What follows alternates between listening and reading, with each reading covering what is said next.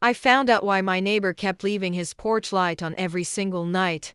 Fiction. When I moved into my neighborhood last year, there was one house that stood out every single night. Without fail, the porch light stayed on, rain, snow, power outages. Once it came back on, holidays, it didn't matter. The guy who lived there was probably in his late 60s, quiet, kept to himself. We'd wave if we crossed paths, but that was about it. One night around p.m., I got home from work and noticed an Amazon package sitting on my porch. It wasn't mine. It belonged to him.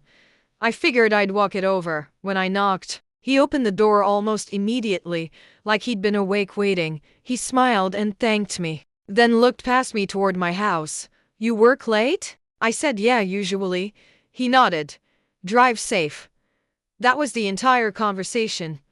A few weeks later, it happened again. Wrong package. Then another time. Eventually we'd chat for a minute or two whenever I dropped something off.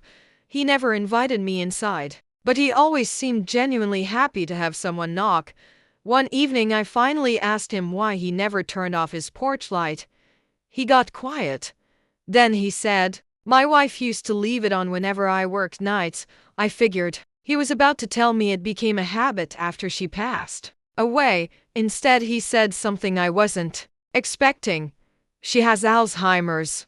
I looked confused because I'd never seen anyone else at the house. He explained that she'd been living in a memory care facility for almost 3 years before the disease got really bad. She made him promise one thing: if I ever forget where home is, leave the porch light on. He laughed a little after saying it. I know she isn't walking back here. I know she doesn't even know who I am most days. But I made a promise. For some reason that absolutely wrecked me. After that, every time I'd drive home late, I'd see that light. It stopped looking lonely. It looked like hope. A couple months ago, I noticed it was off. For the first time since I'd moved in, I honestly panicked and walked over after work the next day. His daughter answered. She told me he'd passed away peacefully the week before. Then she smiled. We almost left the porch light on. I asked why they didn't.